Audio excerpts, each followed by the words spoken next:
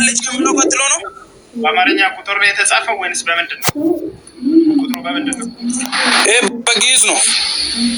ግዕዝኛ ቁጥር ትችላለህ እኮ በደንብ እንጂ።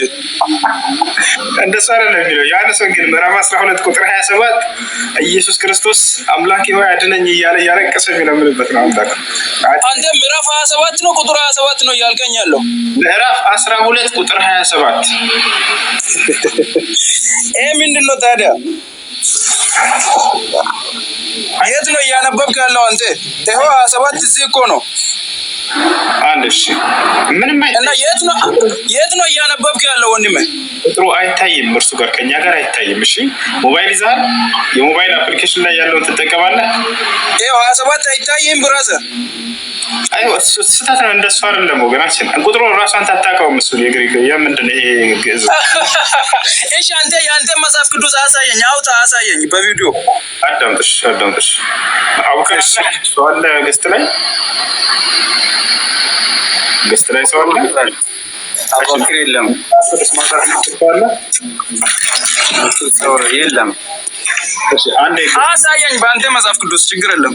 እሺ ረጋውሽ ቀስ ኮሜንቱን አንዴ ክፈቱላቸውና አድሚኖች መክፈት የሚችል አንድ ሰው አስገቡ። አድሚኖች አንዴ ገንት ኮሜንት ክፈቱላቸው። እንደውም ልጆች እኮ ከታች ፖስት ያደርጉልኛል። ችግር የለውም። እሺ በቃ ፖስት አድርጉለት። አንዴ ዮሐንስ ወንጌል ምዕራፍ 12 ቁጥር 27 ፖስት አድርጉለት። ተከታተል። እሺ ያደርጉልሃል። ፖስት አድርጉለት ልጆች። ኦኬ ዌት ትንሽ ቆይ ይቅርታ አድርግልኝ። ቆይ እኔ ማቴዎስ ነው የከፈትኩት። ኦኬ ዮሐንስ ወንጌል 12 ነው አይደል? አይ ትንሽ ባትሪ እየዘጋብኝ ስለሆነ እንትን ስለቸኮልኩ ነው። ይቅርታ። ኦኬ 12 ቆይ እኔ ራሴ ከፍታለሁ። ችግር የለውም። የአምላኬን ቃል አናፍርበትም ብራዘር። 12 ኦኬ 12:27 ምን ይላል? አሁን ነፍሴ ታውካለች፣ ምንስ እላለሁ? አባቴ ሆይ ከዚህ ሰዓት አድነኝ ይላል። ያለው ማለት አድነኝ እያለ እየለመነ ያለው ማለት ኢየሱስ ክርስቶስ በሰውነቱ አምላክን እየለመነ ነው። ኢየሱስ ክርስቶስ አምላኩን እየለመነ ነው አለ። አዎ አባቱንና አምላኩን እየለመነ ነው። አዎ እሺ አንዴ ለኢየሱስ ክርስቶስ አምላክ አለው እንዴ? አዎ አምላኬና አባቴ ይላል። በመለኮት አባቱ ነው። ከዛ በመለኮት አንድ ሆኖ ልጁ ነው። ከዘላለም ኢየሱስ ክርስቶስ ልጁ ነው።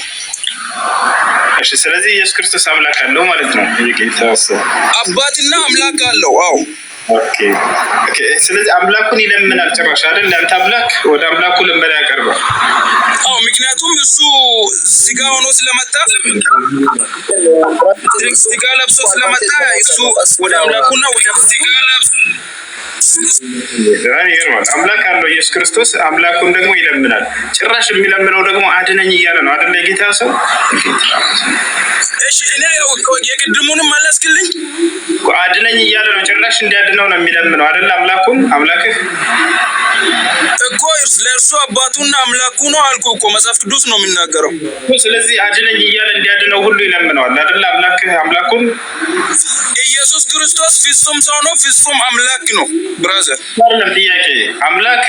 አምላኩን አድነኝ እያለ አድነኝ እያለ ይለምነዋል አይደል? እና በቁርአን ላይ እኮ 1:6 አካባቢ አላህ ትክክለኛውን መንገድ ምረኒ ይላል። ዝም ብሎ አላህ ማለት ነው። ትክክለኛውም ሌላን አላህ እየለመና ነው ማለት ነው። ትክክለኛውን መንገድ ምረኒ ይላል። ዝም ብሎ ታዲያ አላህ ይለምናል። የክርስቲያኖች መጨረሻ እና ያንተ መጨረሻ እንደዚህ እኮ ነው ብራዘር። እኔ እኮ ግልጽ አድርጌ እያወራው ነው። ኢየሱስ ክርስቶስ ፍጹም አምላክ ፍጹም ሰው ነው። እያልኩ ነው። ግን እናንተ አላህ ነው የምትሉት፣ አንድ አምላክ ነው የምትሉት። እናንተ የእናንተን አላህን አናውቅም፣ ግን አላህ ነው የምትሉት። ትክክለኛውን መንገድ ምረኒ ይላል ዝም ብሎ በየቀኑ ማለት ነው። ይሄ ነው በቃ ክርስቲያን ከመጨረሻ። አቤት አቤት አቤት! አንተ ስትሳደብ ምንም አይደለም፣ ግን እኛ ምንም ማድረግ አይቻልም። እኔ አይደለም ያረድኩት፣ ያ ሊያርዱትም ይገባል። በስነ ስርዓት ልክ በቃ ሲበሉ ጊዜ የሆነ ስህተት ላይ እንዳሉ ሲያውቁ ጊዜ የመጨረሻ እንትናቸው ተሳድበው መውጣት ነው። ይሄ ነው። ተጠይቁ፣ በስነ ስርዓት አውሩ፣ በማስረጃ አውሩ። የምታምንበትን ነው እንድትናገር እያደረግኩ ያለሁት። አምላክ አለው ወይ ያልኩህ፣ አዎ አምላክ አለው። አምላክ አምላኩን ይለምናል ወይ? አዎ ይለምናል። ምን አናደደ? ከዚያ ተናደህ አላህን ይለምናል።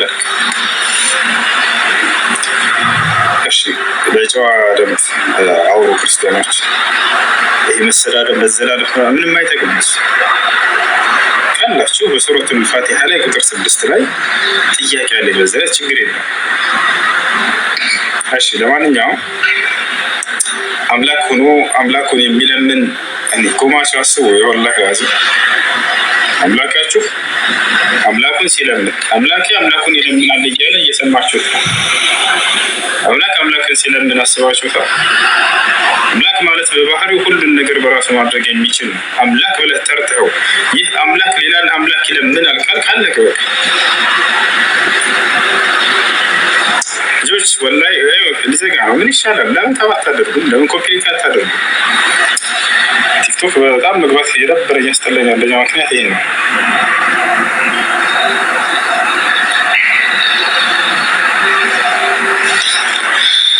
ገስት ላይ ሰው አይታየኝም ከገባሁ ጀምሮ ማለት ነው። እሺ ጥያቄ